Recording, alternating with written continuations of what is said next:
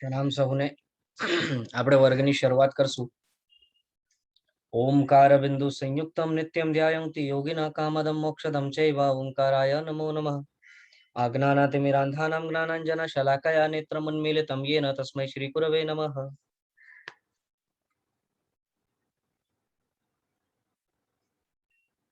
જ્ઞાનસારના વિષયની અંદર ગયા બે વર્ગોમાં આપણે પરિશિષ્ટ કર્યું। પરિશિષ્ટની અંદરના જુદા જુદા વિષયોને જોવાનો પ્રયત્ન કર્યો। સજ્જાયનો કાળ વર્તી રહ્યો હતો, તેથી આપણે ગાથાઓ અને ગાથાઓના અર્થમાં આગળ નથી વધ્યા। તો હવે આપણે ફરી ગાથાર્થના એટલે કે અષ્ટકોના અર્થમાં આગળ વધશું। આપણે ભવોદ્વેગ અષ્ટક શરૂ કર્યો હતો। ભવોદ્વેગ અષ્ટકની અંદર પ્રથમ 5 ગાથાઓમાં સંસારનો સ્વરૂપ કેવો ભયંકર છે તે બતાવવા માટે સમુદ્રની ઉપમા આપી છે, અને સમુદ્રની ઉપમા આવતા સંસારની ભયંકરતાને દર્શાવવા માટેનો પ્રયત્ન કરાયો। તો તેના વિષયમાં આપણે વાત કરી હતી, તેને જોવાનો પ્રયત્ન કર્યો, પરંતુ તેને ઘણા દિવસો થઈ ગયા છે, એટલે ફરી એક વખત તે ભવોદ્વેગ અષ્ટકની અંદર આપણે આ 5 ગાથાઓમાં રહેલા વિષયને જોવાનો પ્રયત્ન કરી ત્યાર પછી આગળ વધશું અને આજે આ ભવોદ્વેગ અષ્ટક પૂર્ણ કરવાનો પ્રયત્ન કરશું। તો ગાથા આપણે પહેલા લીધી હતી અને તેનો અર્થ પણ લીધો છે, એટલે ફરી પાછું ગાથાનો ઉચ્ચાર નથી કરાવતો, સીધું તેનો ભાવાર્થ જે છે તે તરફ આપણે આગળ વધી। અહીં ભવોદ્વેગ અષ્ટક, આ ભવ ઉદ્વેગ શબ્દથી જ આપણને સર્વપ્રથમે ખ્યાલ આવવું જોઈએ। ભવ શબ્દથી અહીં સંસાર એવું અર્થ કરવા માંગે છે, અને ઉદ્વેગ એટલે સામાન્યથી ઉદ્વેગ શબ્દનો આપણે અર્થ કરીએ કંટાળ। તો સંસાર પ્રત્યે જેમને કંટાળો છે, અથવા આનાથી પણ હજી વધારે સ્પષ્ટ શબ્દને લેવું હોય તો આપણે એમ લઈ શકીએ કે સંસાર પ્રત્યે જેમને નિર્વેદ છે, એટલે કે સંસાર પ્રત્યે જેમને અણગમો છે। ઉદ્વેગ એટલે અણગમો। તો જુદા જુદા અષ્ટકોની અંદર ક્રમશઃ આપણે એક એક વસ્તુ જોતા આવ્યા છીએ। પૂર્ણતા, મગ્નતા, સ્થિરતા, મોહ ત્યાગ વગેરે જ્ઞાનાષ્ટક, સમઅષ્ટક એમ કરતા એક અષ્ટક એક પછી એક વિષય જોતા આવ્યા છીએ। એમ કરતા કરતા કર્મ વિપાક અષ્ટક અને હવે ભવોદ્વેગ અષ્ટક। કર્મ વિપાક અષ્ટકની અંદર આપણે જોયું કઈ રીતે મહાત્માઓ પોતે પોતાના જીવનમાં સ્થિરતાને અકબંધ રાખવા માટે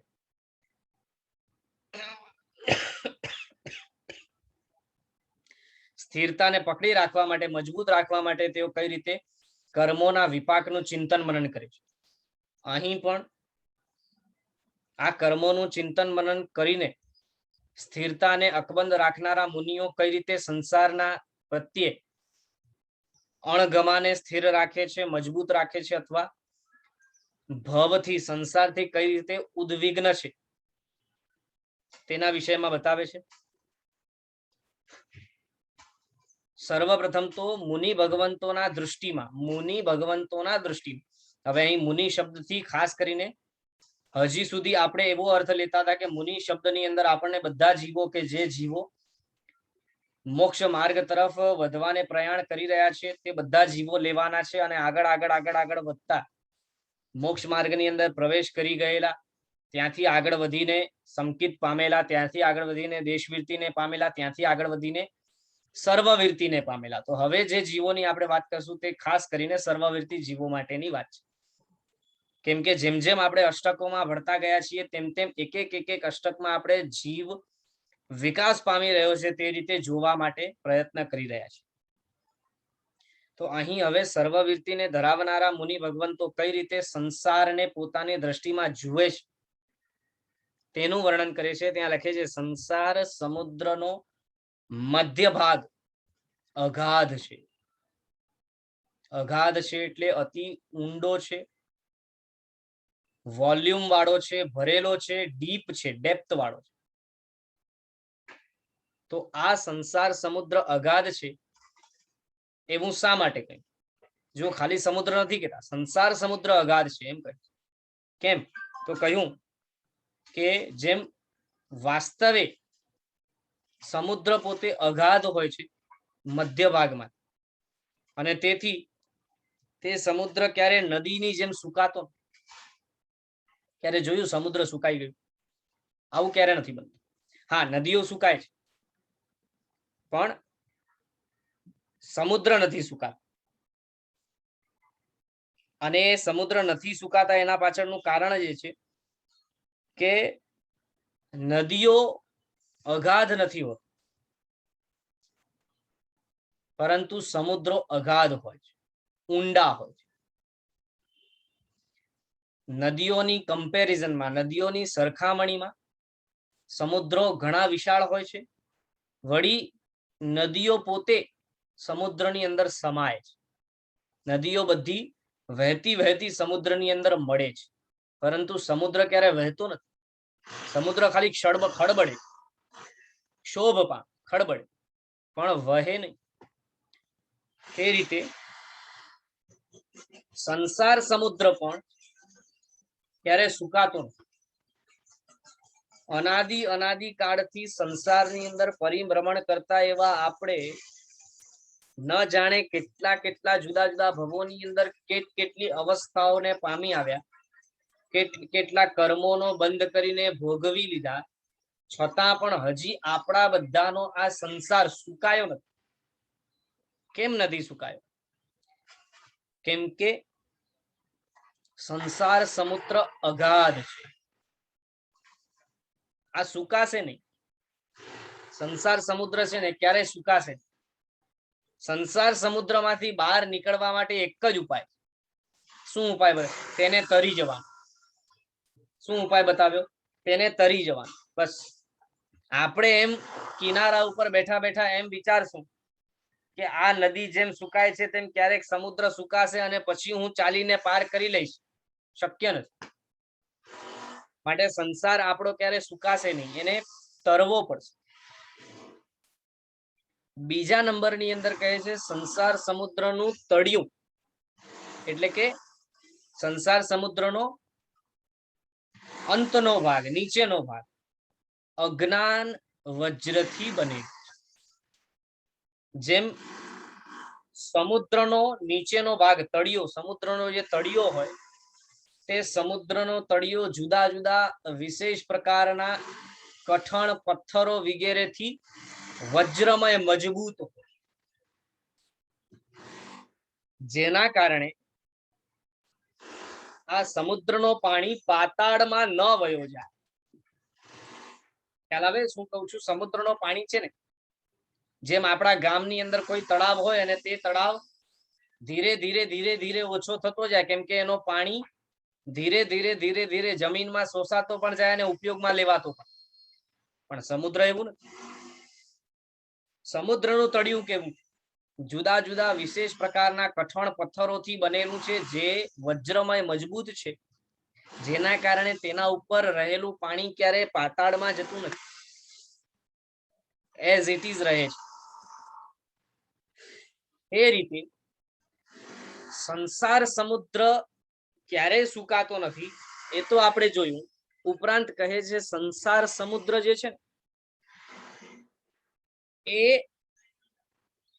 અજ્ઞાન રૂપી વજ્રથી બનેલું છે. સંસાર સમુદ્રનો તળિયો, સંસાર સમુદ્રનો જે તળિયો છે એ અજ્ઞાન રૂપી વજ્રથી બનેલું છે.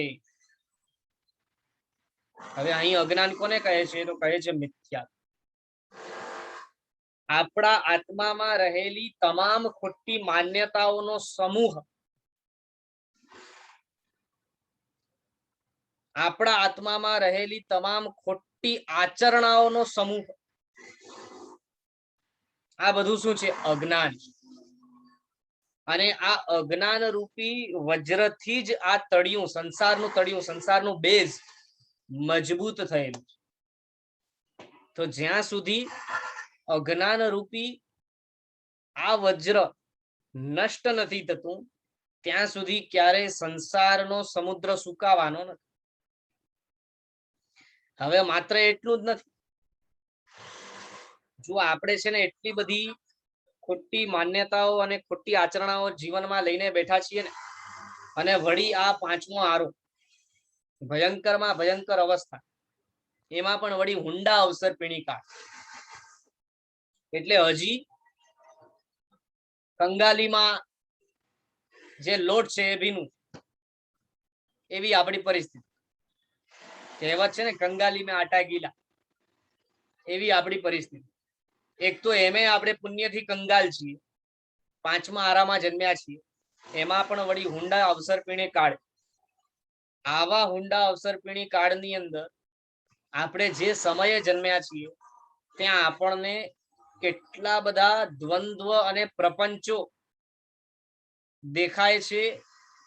એવા નિમિત્તો ઉભા થાય છે કે જે નિમિત્તોમાં, જે દ્વંદ્વમાં, જે પ્રપંચોમાં આપણે ફસાયેલા છીએ, અને એ બધા પ્રપંચોમાં ફસાવા પાછળનું કારણ પણ આ મિથ્યા, ખોટી માન્યતા છે.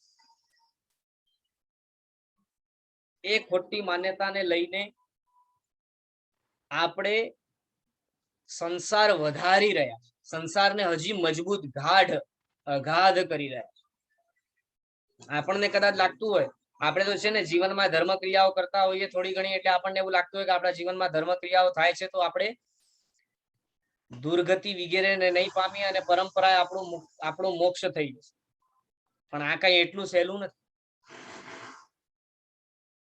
શાસ્ત્રકાર ભગવંતોએ તો ત્યાં સુધી કહ્યું છે કે મોટા ભાગના જીવો જેઓ ધર્મ આરાધના પોતાના જીવનમાં કરી રહ્યો છું એવું માને છે, તે જીવોના જીવનમાં થયેલી તે ધર્મ આરાધના છાર પર લીપણા જેવી છે. કેમ? તો કે પરમાત્માની આજ્ઞા મુજબ જે ક્રમસર ગુણો પામવાના છે તેને જો ન પામ્યા તો માત્ર તે ધર્મ આરાધના ઉપર છેલ્લી ધર્મ આરાધના કહેવાય, અથવા તો મૂળ વિનાની આરાધના કહેવાય. જો આપણા જીવનમાંથી આ જે અજ્ઞાન એટલે કે મિથ્યાત્વ રૂપી વજ્ર છે એ જ જો તૂટ્યો ન હોય, મંદ ન પડ્યો હોય, મિથ્યાત્વ ગાઢ હોય, મજબૂત હોય અને મંદ ન પડ્યો હોય, તો એવા ગાઢ મિથ્યાત્વથી યુક્ત આપણા જીવનમાં થતી બધી જ આરાધના ફોક છે, ફેલ છે, વેસ્ટ છે, કંઈ જ નહીં કરી, કંઈ જ નહીં કરી. બહુ તો તુચ્છ પુણ્ય બંધાવીને થોડા ઘણા એકાદ બે ભવો આપણને થોડા સારા અપાવી દેશે, બસ. જે ભવોમાં વળી જઈને આપણે પાપ જ કરવા. માટે અહીં લખે છે કે સંસાર સમુદ્રનું જે તળિયું છે એ વજ્રમય અજ્ઞાનથી બનેલું છે. એ એટલું જ નહીં, આગળ ત્રીજા નંબરમાં શું લખે? સંસાર સમુદ્રમાં સંકટોના પર્વતો પથરાયેલા છે. ઠેર ઠેર આપણને સંસારની અંદર આધિ વ્યાધિ ઉપાધિ નડે જ. બધે ઠેકાણે દુઃખ અને દુઃખના સાધન પ્રસરાયેલા છે, જુદા જુદા ભયંકર નિમિત્તો પડેલા છે. હવે અહીંયા પણ છે ને વળી આ વાત કોના માટે કરે છે ખબર? જે નાસ્તિક છે, તેને ધર્મથી કોઈ લેવા દેવા નથી, જેને ખાઈ પીને જલસા કરવા છે, એવા લોકો માટે તો આ વાત કરતા પણ નથી. આ વાત ખાસ કરીને કરે છે એવા જીવો માટે જે જીવો ખરેખર પોતે પોતાના જીવનમાં આરાધના કરવા માંગે છે. અને આપણે પહેલા જ જોયું કે અહીં તો છઠ્ઠા ગુણસ્થાનકને પામેલા મુનિ ભગવંતોની વાત છે. છઠ્ઠા ગુણસ્થાનકને પામેલા મુનિ ભગવંતો પોતે સંસારની અગાધતાને ઓળખે છે, પોતે સંસારમાં રહેલા અજ્ઞાનને જાણે છે, અને તેઓ સ્પષ્ટ જોઈ શકે છે કે સંસાર સમુદ્રની અંદર કઈ રીતે સમુદ્રની વચ્ચે વચ્ચે દેખાય નહીં એવા પણ કેટલાય પર્વતો પથરાયેલા. હવે આપણને એ વિચારવાનું છે કે આવા જુદા જુદા સંસાર સમુદ્રની અંદર પથરાયેલા પર્વતો આપણે જોઈ શકીએ છીએ. આપણને તો છે ને તે મનોરંજન મોજ મજાના સાધન લાગે. પણ જે દિવસે આપણી નાવડી, જો કે ઘણી વખત આપણી નાવડી છે ને આવા પથરાથી, આવા પર્વતોથી અથડાઈ છે અને તૂટી છે, છતાં પણ આપણને ચિંતા નથી, આપણને ડર નથી, ભય નથી, ચિંતા નથી. કેમ? કેમ કે આ સંસાર સમુદ્રમાં આ બધી જ અવસ્થાઓ આપણને ખરેખર જેવી છે એના કરતા ઊંધી દેખાય છે. સંસાર આપણને મનોરંજનનો ઘર લાગે છે, સુખનો મહેલ લાગે છે ઊંધું, વાસ્તવિકતા જુદી છે.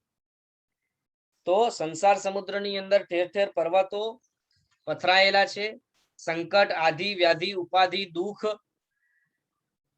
રાગ, દ્વેષ વગેરે, ક્રોધ, માન, માયા, લોભ વગેરે કરી શકીએ એવા જુદા જુદા, એટલે કે એવા એવું કરવા માટે પ્રેરિત કરે એવા જુદા જુદા નિમિત્તો કેટલાય આપણે પથરાયેલા જોઈએ છીએ, છતાં પણ તે નિમિત્તો તરફ આપણને તે રીતે દ્રષ્ટિ નથી જતી. જ્યારે કે છઠ્ઠા ગુણસ્થાનકને પામેલા મુનિ ભગવંતો સ્પષ્ટપણે તે પર્વતોને પથરાયેલા જોઈ શકે છે, એ નુકસાન કરનારા પર્વતોને જોઈ શકે. માટે અહીં પૂજ્યપાદ ઉપાધ્યાયજી ભગવાન મહોપાધ્યાયજી ભગવંતે અહીં આ રીતે વર્ણન કર્યું. ચોથા નંબરમાં લખે સંસાર સમુદ્રના માર્ગ વિષમ અને વિકટ છે. જે સાધના કરવા માંગે છે,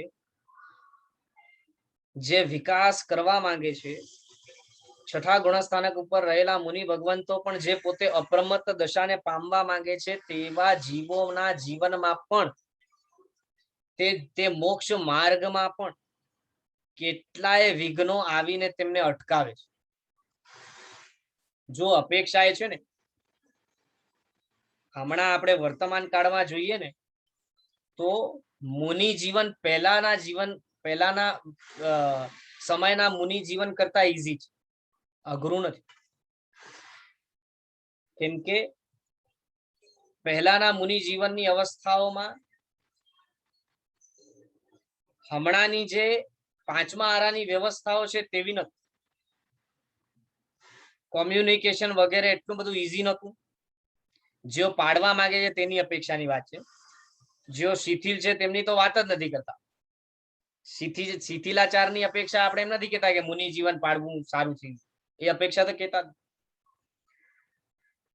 છતાં પણ જેમ સિક્કાની બે બાજુ હોય ને તેમ વર્તમાન કાળમાં અનુકૂળતાઓ છે ને તો પ્રતિકૂળતાઓ પણ છે. મુનિ ભગવંતોને જલ્દીથી પાડી દે એવા પ્રકારના નિમિત્તો પણ ઘણા છે. અથવા એમ કહીએ કે પેલા જેવું સત્વ લોકો પાસે હતું એવું સત્વ પણ હમણાં, એવું સંગયણ પણ હમણાં નથી. માટે સત્વની હીનતા છે, શક્તિની હીનતા છે, સંગયણની હીનતા છે. વળી પાછું સરળતા વગેરે ગુણોની અછત છે. વક્ર અને જળ બુદ્ધિ વાળા આપણા જેવા જીવો જો આ મોક્ષ માર્ગમાં આગળ વધવાને ઈચ્છતા હોય તો પોતા દ્વારા જ ઊભા કરાયેલા પણ વિષમ સંકટો, વિકટો ઊભા થાય છે, એટલે કે વિઘ્નો ઊભા થાય છે, જેના કારણે સંસાર સમુદ્રની અંદર માર્ગમાં આગળ વધવાને ઈચ્છનારો જીવ પણ પોતે ઇઝીલી આગળ નથી વધી શકતો. વિઘ્નોને જીતીને, વિઘ્નોનો નાશ કરીને બહુ સહેલાઈથી આગળ નથી વધતું. જ્યારે કે આપણી તો દશા શું છે? જે સંસારી જીવો છે અને સંસારમાં ફસાયેલા છે તેવા જીવોની તો દશા જ કેવી ભયંકર છે. એક તો અજ્ઞાન એટલે કે મિથ્યાત્વ રૂપી વજ્ર પોતાનું વર્ચસ્વ જમાવીને બેઠું, એના ઉપર પણ વળી જુદા જુદા પ્રકારની દુઃખ, આધિ, વ્યાધિ, ઉપાધિઓ, એના ઉપર વળી જો કદાચ પોતે માર્ગમાં આગળ વધવાને ઈચ્છતો હોય તો સંકટ વિકટો જુદા. પહેલાના સમયના સંસારી જીવો છે ને, પહેલાના સમયના સંસારી જીવો પોતે ભૌતિક અનુકૂળતાઓની અપેક્ષાએ બહુ સુખી હતા. હમણાંના કાળમાં જેવી પરિસ્થિતિ છે ને એવી ભયંકર પરિસ્થિતિ પહેલા સંસારીઓની નહોતી. પહેલા ભોગ સાધનો સામગ્રીઓ વિશેષ પ્રાપ્ત થતી, સ્નેહથી યુક્ત જીવો હતા. હમણાં તો સ્વાર્થ કેન્દ્ર છે, સ્વાર્થ કેન્દ્રમાં. હમણાંના ભૌતિક જગતની અંદર, હમણાંના સંસારી જીવોના જીવનની અંદર સ્વાર્થ કેન્દ્રમાં જ્યારે પૂર્વ સમયની અંદર રહેલા જે સંસારી જીવો તેમના જીવનના કેન્દ્રમાં છે ને સ્વાર્થ નથી, કેન્દ્રમાં નહોતું. સ્વાર્થ હતું, એમ નથી કેતો સ્વાર્થ નહોતું, સ્વાર્થ હતું, પણ કેન્દ્રમાં સ્નેહ હતું, સ્વાર્થ નહોતું. માટે લાગણીઓ વગેરે હતી, સંબંધો જુદા પ્રકારના હતા. ભોગ સામગ્રી હમણાં મેળવવા અને સાચવવા માટે જેટલી ડિફિકલ્ટ છે એટલી ડિફિકલ્ટ નહોતી. છતાં પણ આટલી ભયંકર પરિસ્થિતિ, પીડા, વ્યાધિ, ઉપાધિમાં પણ આપણા જેવા જીવોને વૈરાગ્ય નથી થતું, સંસારનું સ્વરૂપ આંખેથી દેખાતું નથી, એ આશ્ચર્ય છે. ઉપરાંત અહીં આગળ લખે છે, સંસાર સમુદ્રમાં વિષયાભિલાષનો મહાવાયુ ફૂંકાઈ રહ્યો છે. મુનિ ભગવંતો સ્પષ્ટ જોઈ શકે છે કે સંસારની અંદર જે જીવો ફસાયેલા છે તેમનામાં અપેક્ષાઓ, આશાઓ, ઈચ્છાઓ અને વિષય વગેરે વાસનાઓને ભોગવવાની જે તીવ્રતા છે તે કેવી ભયંકર. સતત આપણે 5 ઇન્દ્રિયો અને મનના વિષયોને ભોગવવા માટેનો જ ફોકસ રાખીએ. આપણો કેન્દ્ર જ ત્યાં, ફોકસ ક્યાં? અને આવો મહાભયંકર વાયુ સતત ફૂંકાઈ રહ્યો છે સંસાર સમુદ્રની અંદર. હવે વિચાર કરો, આવો મહાવાયુ જ્યારે સંસાર સમુદ્રની અંદર ફૂંકાય તો એ સંસાર સમુદ્ર કેવો ખળબળ. આવી ભયંકર ખળબળાટ સંસાર સમુદ્રની અંદર સતત. આ તો જો કે વર્તમાનના ભવની અંદર છે ને, મનુષ્ય ભવ આપણને જે મળ્યું છે તેની અંદર પુણ્યની હૂંફને લીધે થોડું ઘણું આપણને જે મળ્યું છે એમાં આપણે આ બધું બરાબર જોઈ નથી શકતા. આપણને આ વસ્તુઓ તરફ દ્રષ્ટિ નથી જતી. જે દિવસે પુણ્ય પરવારીઓને આપણી અવસ્થા જ્યારે ભાંગશે ને ત્યારે આપણને ખબર પડશે કે ખરેખર જે આટલા સમયથી પુણ્યની હૂંફમાં હું જીવી રહ્યો હતો એ પુણ્ય પરવાર્યું, એટલે હવે મારી હાલત શું. અને વર્તમાનના કાળમાં જુદા જુદા પ્રકારના ભોગોને ભોગવીને આપણે જે મજા માણીએ છીએ, જે સુખનો અનુભવ કરીએ છીએ, તે એમે ટેમ્પરરી છે, કાયમનો તો છે જ નહીં. પણ આ વર્તમાન ભવની અંદર જે મજા માણીએ છીએ, જે પુણ્યના ઉદયે ઉછળીએ છીએ, એ પૂર્ણ થતાની સાથે અને સાથે આ ભવ પૂર્ણ થતાની સાથે ક્યાં દુર્ગતિમાં ફેંકાઈ જઈશું ને તે ખબર પણ નથી. અને ભયંકર અવસ્થાઓ, ભયંકર પરિસ્થિતિઓમાં જૂઝવું પડશે. ક્યાંક ભૂંડના ભવની અંદર ઉત્પન્ન થઈ ગયા તો ઘઉંની અંદર મોઢું રાખીને આખો દિવસ બેસવું પડશે અને એમાં મજા આવશે. આવી પરિસ્થિતિ. ઉંદર બનીને પેદા થઈ ગયા તો સતત પોતાના જાનને જોખમમાં લઈને ફરવું પડશે. બિલમાંથી પોતાના ડરમાંથી બહાર નહીં નીકળે. જો બહાર નીકળશે તો બિલાડી મને ખાઈ જશે તો એવું ભય સતત. કૂતરો મને પકડીને ફાડીને મારી જશે તો, કાગડાઓ મને ચોંચ મારીને મારી નાખશે તો, કોઈકના ઘરમાં જઈને કઈ ખાતો હોય તો પણ ડર, મને કોઈ પાંજરામાં પકડી લેશે તો. ઓલા એ ચોંટા વાળા આવે છે ને, ગ્લુ વાળા, ઘમ વાળા બોર્ડ આવે છે, એના ઉપર મને ચોંટાડી નાખશે. અને ખરેખર છે ને, ખરેખર આવા પ્રકારની અવસ્થાઓમાં જવું એ આપણા માટે બહુ મુશ્કેલ નથી. આપણા જેવા જીવો માટે આવા પ્રકારની દુર્ગતિમાં જવું કઈ મુશ્કેલ નથી, કેમ કે આપણા જીવનમાં પાપો એવા પ્રકારના છે ને, અને ધર્મ આરાધનાની અપેક્ષાએ તો આપણા જીવનમાં શૂન્ય છે, શૂન્ય. આપણે ખાલી છે ને છાતી પહોળી કરીને પોતે એમ વિચારતા હોઈએ છીએ કે હું ધર્મ આરાધના કરું, બાકી ખરેખર તો આપણા જીવનમાં ધર્મ આરાધનાના કોઈ વસલા નથી. તેથી સાવચેત બનવું જોઈએ. સંસાર સમુદ્રને જે રીતે મહાત્માઓ પોતે પોતાની દ્રષ્ટિ નાખીને જોઈ રહ્યા છીએ, તે રીતે આપણને પણ આ સંસાર સમુદ્રને જોવા માટેની દ્રષ્ટિ કેળવવી પડશે. 6 નંબરમાં લખે સંસાર સમુદ્રમાં ક્રોધાદી કષાયોના પાતાળ કળશો. જુઓ, જેમ સમુદ્રમાં પાતાળ કળશો છે કે જે કળશોમાં વાયુ ભરાયેલું છે, અડધ વાયુ અને અડધ પાણી. જેવું તે કળશનું ઢાંકણ ખુલે એટલે તરત જ વાયુ અને પાણીમાં ઘર્ષણ થાય, જેના કારણે સંસાર સમુદ્રની અંદર ઓટ અને ભરતી આવે. તે રીતે આપણા અંદરમાં રહેલા જુદા જુદા પ્રકારના ક્રોધ, માન, માયા, લોભ આદિ પાતાળ કળશો છે. અને તે પાતાળ કળશોમાં પણ વાયુ કયો? આ વિષય અભિલાષનો વાયુ. જુદા જુદા પ્રકારના સંકલ્પ વિકલ્પ રૂપ વાયુ ભરાયેલું. તે વાયુ સંકલ્પ વિકલ્પ રૂપ વાયુમાં ખળબળાટ થાય એટલે તરત જ ક્રોધ, માન, માયા, લોભ આદિ જુદા જુદા ભરતીઓ, જુદી જુદી ભરતીઓ આપણા આત્મામાં આવે છે. જેનાથી આપણે જુદી જુદી કલ્પનાઓ, વિકલ્પો, સંકલ્પો કરી અને તેને પૂર્ણ કરવા માટેના પ્રયત્નો કરીએ છીએ. જે પ્રયત્નો કરતા કરતા જીવનમાં ભયંકર પાપો બાંધી પોતાને દુર્ગતિ તરફ ધકેલવા માટે તૈયાર થઈ. માટે લખ્યું સંસાર સમુદ્રમાં મનના વિકલ્પોની ભરતી આવે છે. અને સંસાર સમુદ્રમાં રાગના ઈંધનો, પાણીવાળો કંદર્પનો દાવાનળ સળગી રહેલો છે.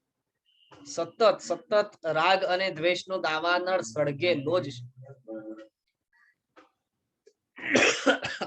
આપણા જીવનની અંદર છે ને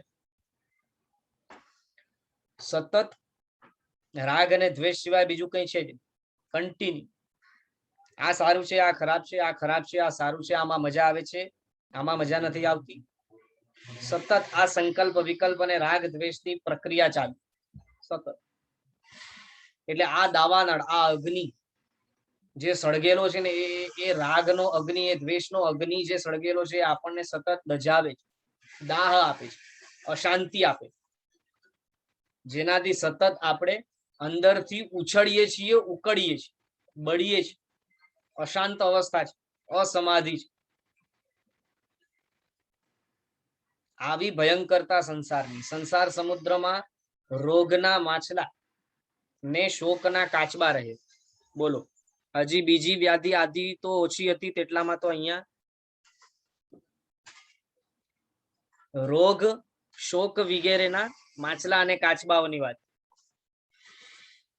સંસાર સમુદ્ર ઉપર દુર્બુદ્ધિની વીજળી ચમકે. ક્રોધ, માન, માયા, લોભ રૂપી કષાય હજી ઓછા હતા અને રોગ શોક રૂપી માછલાઓ અને કાચબાઓ ઓછા હશે કે ત્યાં હજી આપણા જીવનમાં પણ આપણને દુર્બુદ્ધિ સૂજે છે. જે દુર્બુદ્ધિ ભયંકર રીતે દુર્ગતિ તરફ લઈ જવાનું કારણ. દુર્ગતિ તરફ લઈ જવા માટેનું કારણ જ દુર્બુદ્ધિ છે. સદગતિ મળે તેના પાછળનું કારણ સદબુદ્ધિ હોય જ એવું એકાંતે નથી. પણ દુર્બુદ્ધિ એ આપણને દુર્ગતિ તરફ લઈ જાય છે. દુર્બુદ્ધિથી અવશ્ય આજે નહીં તો કાલે આપણને દુર્ગતિની પ્રાપ્તિ થશે. હા, ત્યાર પછી આગળ લખીએ સંસાર સમુદ્ર પર મત્સરના વાવાઝોડા આવે છે. મત્સર એટલે ઈર્ષ્યા વગેરે આપણે જે કરીએ છીએ તે. સંસાર સમુદ્રમાં દોહની ભયંકર ગર્જનાઓ થાય.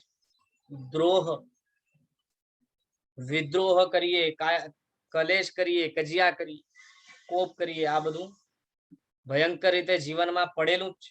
સંસાર સમુદ્રમાં વાહણવટીઓ સંકટમાં ફસાયા છે.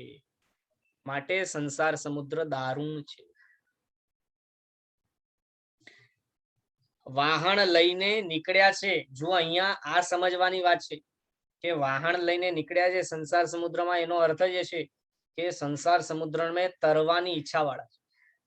હવે સંસાર સમુદ્રને તરવાની ઈચ્છા વાળા આપણા તમારા અને મારા જેવા જીવો અથવા તો મહામુનિ ભગવંતો વગેરે જે પણ છે તેઓ નીકળ્યા છે. બધાનો જે ગોલ છે એક જ, પણ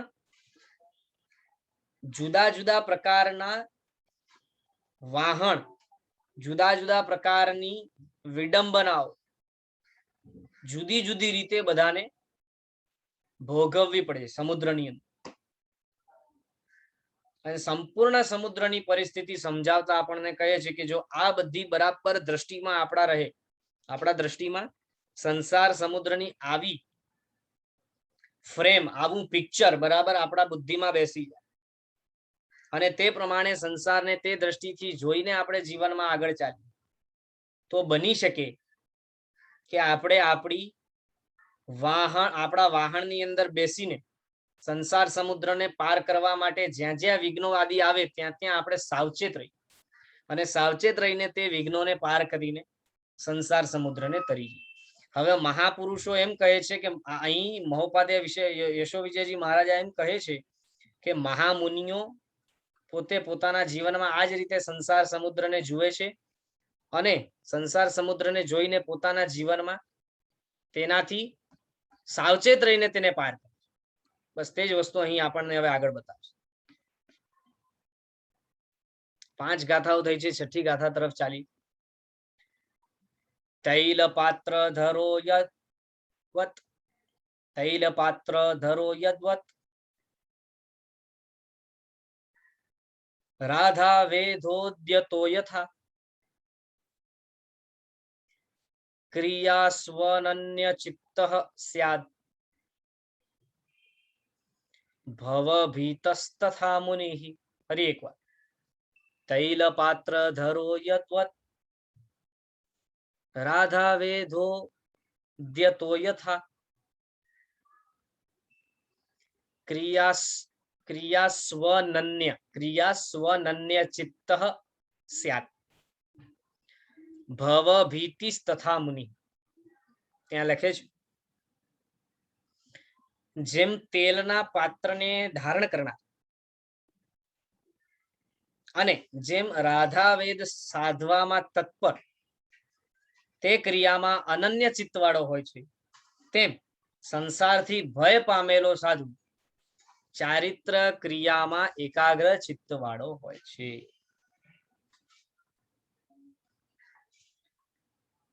ઉપર બતાવેલા સંસારના સ્વરૂપને સમજી જાણીને તેનો અનુભવ કરીને તે સંસારના સ્વરૂપથી જે જીવ ભયભીત થાય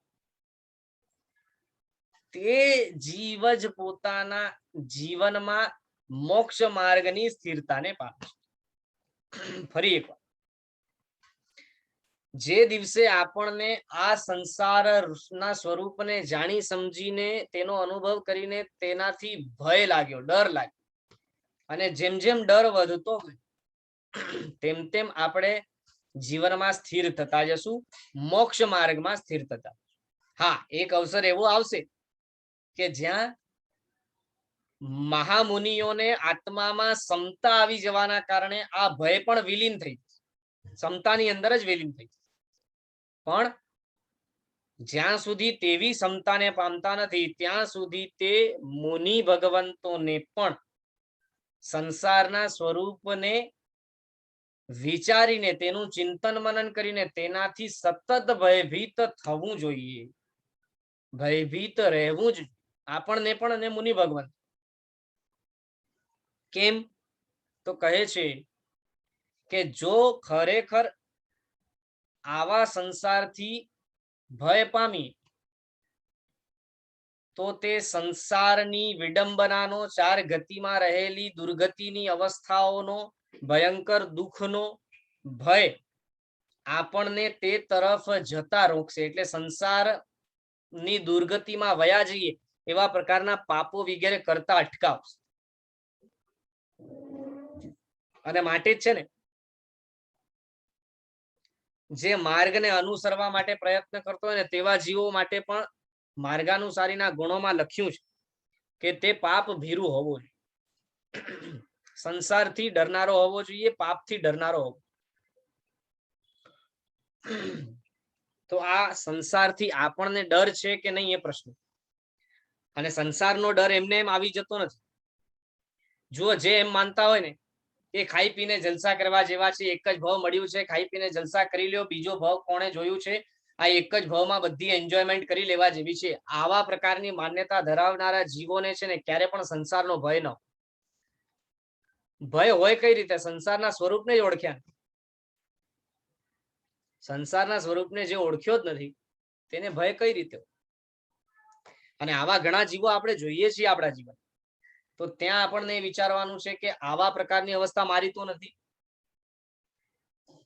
હું પૂર્વભવ, પુનર્ભવ, કર્મ, આત્મા, પુણ્ય, પાપ, સંસાર, મોક્ષ, ધર્મ, કર્મ વગેરેને માનું તો છું ને. આસ્તિકપણું મારામાં આવ્યું છે કે સંસારના સ્વરૂપને ઓળખવાનો પ્રયત્ન જીવનમાં મેં ક્યારેક કર્યો? તેને ઓળખીને તેના પ્રત્યે ભયભીત થયો ખરો? પોતાને સ્વયંને પૂછવાની જરૂર. અને જો ખરેખર ભયભીત ન થયા હોઈએ અથવા તો ભયભીત થયા હોઈએ પણ હજી એટલો બધો ભય ન હોય કે જે ભય આપણને ચારિત્ર તરફ પ્રેરે, વીરતી તરફ પ્રેરે, તો હજી વધારે ઊંડાણપૂર્વક તે સંસારને ઓળખીને તેના તરફ ભય પેદા કરવા જેવું છે. વળી અહીં ગાથામાં લખે છે કે જે મહાત્માઓ, જે મુનિ ભગવંતો સંસારથી ભય પામેલા સાધુઓ ચારિત્ર ક્રિયામાં એકાગ્ર ચિત્ત વાળા થાય. જે મુનિ ભગવંતો સંસારથી ભયભીત થાય છે તે પોતે ચારિત્ર ક્રિયામાં એકાગ્ર ચિત્ત વાળા થાય છે. તે સમજાવવા માટે આપણને અહીં ઉદાહરણ આપ્યું, બે પ્રકારના જુદા જુદા ઉદાહરણ આપ્યા. ત્યાં કહ્યું કે એક ધર્મપ્રેમી રાજા છે અને ધર્મપ્રેમી રાજા પોતાની સભાની સમક્ષ ધર્મની વાતો કરી રહ્યો છે ને ત્યાં વાતોમાં મુનિ ભગવંતોના જીવનમાં રહેલી સ્થિરતા, એકાગ્રતાના વિષયમાં ત્યાં વાત નીકળી. એટલે કે સમતામાં રહેલા મુનિ ભગવંતો પોતે સંપૂર્ણપણે કઈ રીતે આત્મામાં રમણતા કરતા હોય છે, ચિત્તની એકાગ્રતા સહિત હોય છે તેવી વાત નીકળી છે. ત્યાં સભાની અંદર રહેલો એક વ્યક્તિ પોતે તે જુદા જુદા તર્ક આપીને તે વાતને નકારે છે.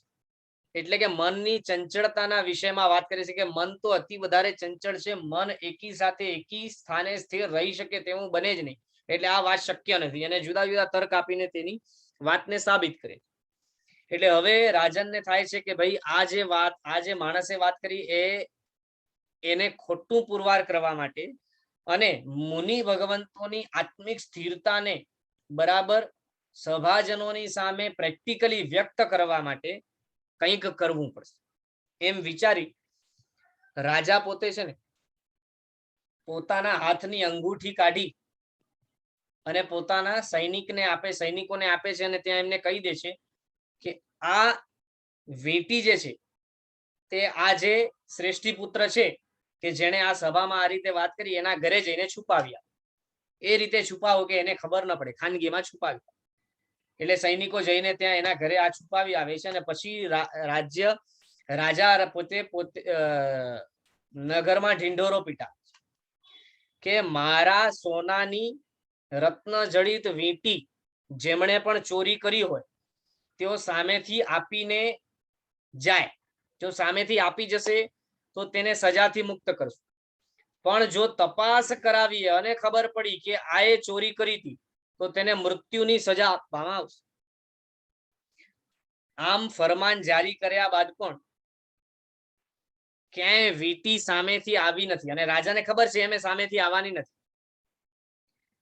એમ કરતા રાજાએ તપાસ શરૂ કરાવી. જ્યારે રાજાએ તપાસ શરૂ કરાવડી એટલે આ શ્રેષ્ઠી પુત્રના ઘરેથી વીંટી નીકળી. હવે આ બધું પ્રપંચ રાજાએ ઉભો કર્યો. એ વીંટી નીકળી એટલે ત્યાં તેને સભામાં હાજર કરવામાં આવ્યું. રાજાએ વાત કરી કે તારા પાસેથી આ વીંટી મળી છે એટલે જેમ ફરમાન જારી થયું હતું તે પ્રમાણે તને મૃત્યુની સજા આપવામાં આવે છે. એટલે હવે હેંગ ટીલ ડેથ, જો કે તે સમયે હેંગ ટીલ ડેથ નહોતું, જુદા જુદા પ્રકારના મૃત્યુદંડ આપતા, માત્ર હેંગ ટીલ ડેથ નહોતું, એટલે કે માત્ર ફાંસી આપવાની સજા નહોતી, જુદી જુદી રીતે મૃત્યુની સજા આપતા. તો અહીંયા શ્રેષ્ઠીપુત્રને કહ્યું કે ભાઈ હવે તને મૃત્યુની સજા છે. શ્રેષ્ઠીપુત્ર આ મૃત્યુના ભયથી ખળબળી ગયો, હલી ગયો અને રાજનના પગમાં પડીને કહે છે કે હે રાજન, આપ મને મૃત્યુદંડથી મુક્ત કરો, આપ દયાવાન છો. ત્યારે રાજન કહે છે કે જે મૃત્યુની સજાનું ફરમાન નીકળ્યું તે પ્રમાણે એના ઉપર અમલ તો થશે જ, રાજાની આજ્ઞાનું પાલન તો થવાનું જ છે.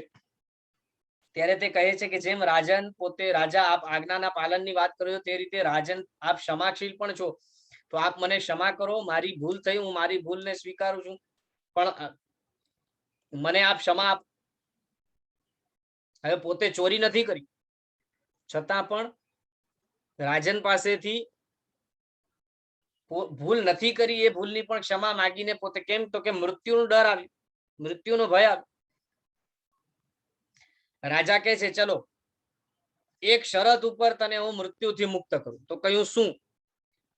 તો રાજા કહે છે કે આખા તેલથી છલોછલ ભરેલા પાત્રને તને સંપૂર્ણ નગરની અંદરથી ફરાવવાનું, બજાર વગેરે જુદા જુદા બધા જ માર્ગોથી પસાર કરીને લાવવાનું, અને બધા માર્ગોથી પસાર કરીને અહીં પાછું આવે ત્યારે પણ તે તેલનું એક પણ ટીપું આ પ્યાલામાંથી, આ પાત્રમાંથી પડવો ન જોઈએ. જો ટીપું પડી ગયું તો તારું મૃત્યુ નિશ્ચિત. જો એક પણ ટીપું ન પડ્યું તો તને હું મૃત્યુમાંથી મુક્ત કરીશ. તો એ કહે છે ઠીક છે રાજન, મને સ્વીકાર છે. હવે ઓલાએ સ્વીકાર કર્યું, તેલનો પાત્ર રહીને નીકળ્યો છે. જે ચેક કરનારા છે તેઓ પણ સાથે સાથે એના ચાલે છે. બીજી બાજુ રાજાએ છે ને સંપૂર્ણ નગરને ખૂબ સુંદર રીતે શણગારવાનો આદેશ આપ્યો. જુદા જુદા ઠેકાણે જુદા જુદા પ્રકારના નૃત્ય, નાટકો વગેરે ઉભા કરાવડા. રસ્તામાં દેવાંગનાઓ જેવી કન્યાઓને નૃત્ય વગેરે કરાવવા માટે ઉભા કર્યા. દુકાનો વગેરે બધી જ ખૂબ સુંદર રીતે શણગારી નાખી. આવું બધું કરીને પણ આ શ્રેષ્ઠીપુત્ર પોતે હાથમાં લીધેલા પ્યાલાને ફરાવતો ફરાવતો ફરાવતો ફરાવતો પાછો રાજનના દરબારમાં પહોંચે છે. ત્યાં રાજા પૂછે છે એક પણ બિંદુ પડ્યો? તો કે નહીં રાજન, એક પણ બિંદુ પડ્યો નથી. તો રાજન કે આવું બને જ નહીં. રાજા કહે આવું બને જ નહીં કેમ કે રાજ્યની અંદર, નગરની અંદર જે જુદી જુદી જુદી જુદી આટલી બધી વ્યવસ્થાઓ કરવામાં આવી હતી ત્યાં તમારું ધ્યાન જાય જ નહીં, તમારું ચંચળ મન જાય જ નહીં, આવું બને જ નહીં. એટલે અવશ્ય તમે ખોટું બોલો. તો કે નહીં, હું ખોટું નથી બોલતો, તમે તમારા તપાસ કરવા વાળા તમારા જે સૈનિકો છે એમને પણ પૂછી લો. તેઓ પણ કહે છે કે હા રાજન, એક પણ ટીપો તેલનો બહાર પડ્યો નથી અને બધું પ્યાલામાં જ રહેલું. એમ કહી રાજન કહે છે કે શ્રેષ્ઠીપુત્ર આ શક્ય બની શકે ખરું? તમે તો કહો છો ને કે ભાઈ મન એ ક્યારેય વશ ન થાય, મન એ ચંચળ છે, તો હું કઈ રીતે માની લઉં? ત્યારે એ કહે છે કે ના રાજન, અવશ્ય મન સ્થિર રહે છે અને મેં પણ પોતે અનુભવ્યું છે કે મૃત્યુના ભયના કારણે આજુબાજુમાં રહેલા બધા સુશોભિત અને સુંદર વાતાવરણોની વચ્ચે પણ મારો સંપૂર્ણ ધ્યાન તો માત્ર આ તેલના પાત્ર ઉપર જ રહેલું હતું, કેન્દ્રિત થયેલું હતું. એના સિવાય મારા જીવનમાં બીજો હમણાં કોઈ વિચાર નથી આવતો. મારા મનમાં એના સિવાય બીજો કોઈ વિચાર નથી આવતો. ત્યારે રાજન કહે છે કે જે રીતે તેલના પાત્રને મૃત્યુના ભયથી તું એકાગ્ર ચિત્તે ફરી પાછો અહીં રાજસભામાં લઈ આવ્યો એક પણ ટીપાને પાડ્યા વિના, તે રીતે સંસારના ભયંકરતાને જોઈને, તે સંસારની ભયંકરતાના ભયથી મુનિ ભગવંતો પોતે પણ પોતાના આત્મામાં રમણતા કરવા માટે સંપૂર્ણ સંસાર ભલે જુદા જુદા પ્રકારના નિમિત્તોથી શણગારેલો હોય, સજેલો હોય અથવા જુદા જુદા નિમિત્ત વાળો હોય, છતાં પણ પોતે પોતાની સ્થિરતા આત્મામાં કેન્દ્રિત કરીને રાખે છે. આવા આ જૈન મુનિ ભગવંતો હોય છે. એમ કરીને તે વાત સભાની સમક્ષ તેના મુખે જ રજૂ કરાવડાવી. તેથી આપણને પણ તેઓ કહેવા માંગે છે કે જે રીતે મૃત્યુના ભયથી આ તેલના પાત્રમાંથી એક પણ ટીપું ન પડે તેટલી કાળજી આ શ્રેષ્ઠી પુત્રએ રાખી, તો શું ભવો ભવના ભયંકર ઉત્પીડન, દુઃખ, સંતાપ વગેરેના ભયથી મુનિ ભગવંતો પોતે પોતાના આત્મામાં સ્થિર ન થઈ શકે? અવશ્ય થઈ શકે. એટલું વિશેષ કે પરલોક, આધિ વ્યાધિ, ઉપાધિ, દુઃખ, સંતાપ વગેરેનો ભય હોવું જોઈએ. તેની વાત આપણને આ ગાથાની અંદર કરે છે. હવે બીજો ઉદાહરણ પણ આપ્યો છે. શેનો? તો કે રાધાવેદ સાધનાર. રાધાવેદ સાધનારનું ઉદાહરણ એટલે શું? તો કહ્યું કે જેમ મહાભારતની અંદર પણ અર્જુનને દ્રૌપદીને જીતવા માટે રાધાવેદ સાધવું પડ્યું હતું. હવામાં ત્રાજવો લટકતો હોય, ત્રાજવામાં બે પગ રાખીને ઉભા રહેવાનું, નીચે પાણી હોય અથવા તેલ હોય, ઉપર માછલીની પૂતળી હોય, તેલની અંદર કે પાણીની અંદર જોવાનું, બાણ માછલીની પૂતળીને આંખમાં બરાબર મારવાનું, વળી ત્યાં ત્રાજવો પર ફરતો હોય, માછલીની પૂતળી પણ ઉપર ફરતી હોય, જોવાનું નીચે, મારવાનું ઉપર. આ રાધાવેદ સાધવાની પૂરી વ્યવસ્થા છે. આ રાધાવેદ સાધનાર પણ પોતે કેટલો એકાગ્ર ચિત્તે પોતાના લક્ષ્યને સાધવા માટે પ્રયત્નશીલ હોય. તે માછલીની પૂતળીની આંખ ઉપર બરાબર બાણ લાગે તેના માટે કેટલો તે પ્રયત્નશીલ હોય, એકાગ્ર હોય. બસ તે જ રીતે રાજન, હું સ્વીકારું છું કે મુનિ ભગવંતો પણ આ જ રીતે પોતાના આત્મામાં સ્થિરતાને ધારણ કરે છે. તો ભવોદ્વેગ અષ્ટકની અંદર આપણને બતાવે છે કે સંસારનો ભય, સંસારનો નિર્વેદ, સંસારનો કંટારો, સંસારનો અણગમો હોવાથી આપણને જીવનમાં ખરેખર આત્મિક વિકાસ કરવા માટેનો લક્ષ્ય જે પ્રાપ્ત કર્યો છે તે મજબૂત થાય છે, તેમાં સ્થિરતા મળે. આપણને પણ પોતાના જીવનની અંદર આ રીતે સંસારની દુઃખરૂપતાનો ભય સતત પોતાની સાથે રાખવા. ક્યાં સુધી? તો તેની વાત પણ આગળ આપણને બતાવશે. ક્યાં સુધી ભય સાથે રાખવાનું છે તે પણ બતાવશે. 7મા નંબરની ગાથા લઈએ. વિષમ વિષસ્ય વહનેશ્ચ વહ્નિરેવ યદૌષધમ તત્સત્યમ ભવભીતાનામ ઉપસર્ગેપી યન્નભિઃ. ફરી એકવાર. વિષમ વિષસ્ય વહનેશ્ચ વહ્નિરેવ યદૌષધમ તત્સત્યમ ભવભીતાનામ ઉપસર્ગેપી યન્નભિઃ. લખે છે વિષનું ઓસડ, વિષ છે, ઓસડ એટલે ઔષધ. વિષનું ઓસડ વિષ છે અને અગ્નિનું ઓસડ અગ્નિ છે. કારણ કે સંસારથી ભય પામેલાને ઉપસર્ગો પ્રાપ્ત થવા છતાં પણ ભય હોતો નથી.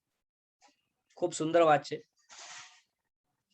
એક સિદ્ધાંત છે જેનું અહીં વર્ણન કર્યું છે. આપણા અહીંયા શાસ્ત્રોની અંદર કહ્યું છે, જેમ લૌકિક જગતમાં પણ કહેવત છે કે ઝેરનું મારણ ઝેર છે, એ રીતે આપણા શાસ્ત્રોની અંદર કહ્યું કષાયોનું મારણ કષાય. શું કહ્યું? કષાયોનું મારણ કષાય છે. તે જ રીતે ફરી કહ્યું કે સંસારના ભયથી સાધુ જીવનમાં, મુનિ જીવનમાં આવતા ઉપસર્ગો એ ભયને કરતા નથી. સંસારમાં રહેલી આદિ વ્યાધિ, ઉપાધિ, દુઃખ, સંતાપ વગેરેનો ભય એટલો બધો છે કે તે ભયની સામે આ ઉપસર્ગો વગેરે પરિસહો વગેરેને સહન કરવા રૂપ ભય જે છે એ ભય હોતો જ, એટલે કે ભય જ ભયનું મારણ, અથવા એમ કહીએ કે ભયના કારણે ભય નષ્ટ થાય. સંસારનો ભય છે માટે ઉપસર્ગો અને પરિસહો વગેરે સહન કરવાનું ભય નાશ પામી. એને સમજવું કઈ રીતે, તો તેને વિસ્તારથી સમજાવવા માટે અહીં લખે છે. દાખલા તરીકે રસ્તામાં આપણે ચાલતા હોઈએ ગામડાની અંદર, અને રસ્તામાં ચાલતા ચાલતા આપણને વીંછી કે સર્પનો ડંખ આવે, તો તે વીંછી કે સર્પના ડંખને ફરી પાછો ઉતારવા માટે ડોક્ટરો આપણને તે સર્પના ઝેરમાંથી જ બનેલા ઔષધને આપે. અથવા જૂના જમાનામાં પણ એવી વ્યવસ્થા હતી કે સર્પના ઝેરને મારવા માટે અલ્પ માત્રામાં બીજા રસાયણ સાથે મિશ્રિત કરીને સર્પનું ઝેર અપાતું, જેથી સર્પનું ઝેર શરીરમાં ચડી ન જાય અને જીવ મૃત્યુ ન પામે. એટલે અહીં જેમ વિષનું મારણ વિષ થયું, ઝેરનું મારણ ઝેર થયું.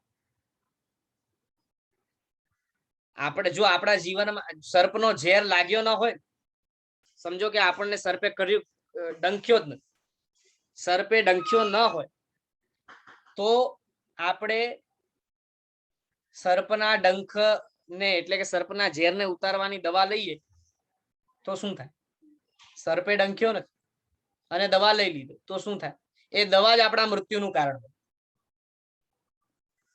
કેમ? તો કે એ વિષ જ છે, ત્યારે જ મૃત્યુનું કારણ બને છે. એ દવા હકીકતમાં વિષ જ છે,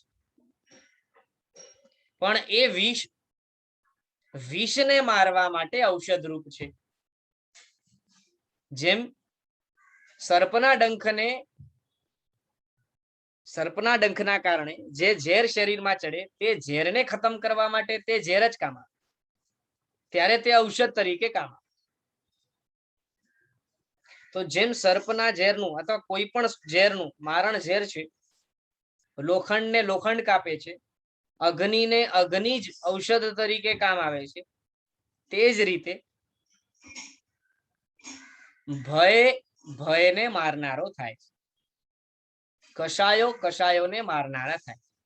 આપણે અહીંયા કહ્યું કે જે અપ્રશસ્ત કષાયો છે ને, અપ્રશસ્ત કષાયો એટલે જેની પ્રશંસા ન થઈ શકે તેવા કષાય, સ્વાર્થને કેન્દ્રમાં રાખીને કરાતા ક્રોધમાન માયા લોભ, તે અપ્રશસ્ત કષાયોને જીવનમાંથી કાઢવા હોય તો આત્માને દેવગુરુ ધર્મને કેન્દ્રમાં રાખીને કષાયો કરવા પડે.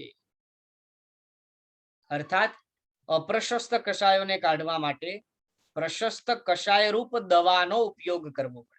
આપણા આત્મામાંથી લુચ્ચાઈને કાઢવી છે તો પોતા સાથે લુચ્ચાઈ કરવા રૂપ પ્રશસ્ત કષાય કરવું પડશે. શું કહ્યું? દાખલા તરીકે આપણા જીવનમાં લુચ્ચાઈ છે અને તે લુચ્ચાઈ દોષ રૂપ છે, અપ્રશસ્ત કષાય રૂપ છે, આપણને તેને કાઢી નાખવું છે, તો તે લુચ્ચાઈને કાઢવા માટે પોતાની સાથે જ લુચ્ચાઈ કરવી પડશે, ત્યારે તે લુચ્ચાઈ નીકળશે. સંસાર પ્રત્યેના રાગને તોડવા માટે દેવગુરુ ધર્મ પ્રત્યે રાગ કરશો તો સંસારનો રાગ નીકળશે. એટલે કષાયનું મારણ કષાય જ, અપ્રશસ્ત કષાયોનું મારણ પ્રશસ્ત કષાય. હા, છેલ્લે પ્રશસ્ત કષાય પણ છોડવાના જ છે, પણ તે ક્યારે? તે આગળ આપણને 8મી ગાથામાં બતાવશે. હમણાં તો એટલું કહે છે કે જ્યાં સુધી જીવ સમતામાં નથી પહોંચતો ત્યાં સુધી જેમ કષાયનું મારણ કષાય છે, ઝેરનું મારણ ઝેર છે, તેમ ભયનું મારણ ભય બની રહેવું જોઈએ અથવા બની રહેશે. એટલે મહાત્મા અને મુનિ ભગવંતોને જીવનમાં આવતા જુદા જુદા નાના નાના મોટા મોટા ઉપસર્ગો અથવા તો પરિસહો કે નાના મોટા કષ્ટ જે છે, તે કષ્ટનો, તે ઉપસર્ગોનો, તે પરિસહોનો ભય હોતો નથી. તે તો તેમના માટે ઔષધ રૂપ છે. તેઓ તો સ્પષ્ટ માને છે કે આ તો મારા જીવનમાં ઔષધ રૂપ કામ કરશે, કે જે સંસારના ભયના કારણે મારા જીવનમાં મને મુક્તિ સુધી પહોંચાડવા માટે ઔષધ રૂપ છે. એ રીતે અહીં આપણને આ ગાથાની અંદર વાત કરી. માટે લખ્યું છે વિષનું ઓસળ વિષ છે, અગ્નિનું ઓસળ અગ્નિ છે, કારણ કે સંસારથી ભય પામેલાને ઉપસર્ગો પ્રાપ્ત થવા છતાં પણ ભય હોતો નથી. તો અહીં આપણે 7 ગાથાઓ પૂર્ણ કરી છે. આનાથી આગળ 8મી ગાથામાં શું વિષય કહે છે તે પણ આપણે અવસરે આવનારા વર્ગની અંદર લઈશું. આટલામાં કોઈને કોઈ પ્રશ્ન હોય તો આપ પૂછી શકો.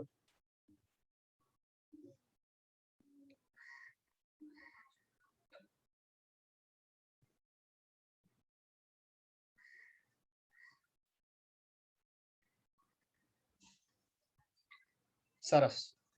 તો ફરી પાછો કહું છું, પુનરાવર્તન કરતા રહેજો. જુદા જુદા જે પણ અષ્ટકો આપણે જોયા છે તે અષ્ટકોનો અભ્યાસ ક્રમશઃ કરતા રહેજો.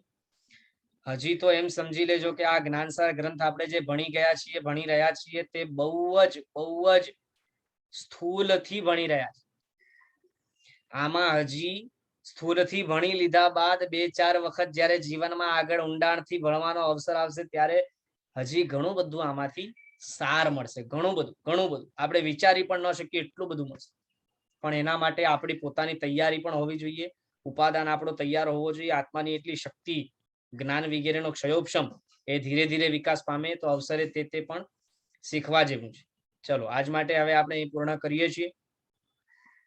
જીનાજ્ઞા વિરુદ્ધ બોલાયું હોય તો મિચ્છામિ દુક્કડમ. સર્વમંગલ માંગલ્યમ સર્વ કલ્યાણ કારણમ પ્રધાનમ સર્વધર્માણામ જૈનમ જયતિ શાસનમ ચિન શાસન દેવકી જય. પ્રણામ બધા. આભાર નીરવભાઈ. હાજી આભાર. આભાર સૌ કોઈને. પ્રણામ. જય જિનેન્દ્ર.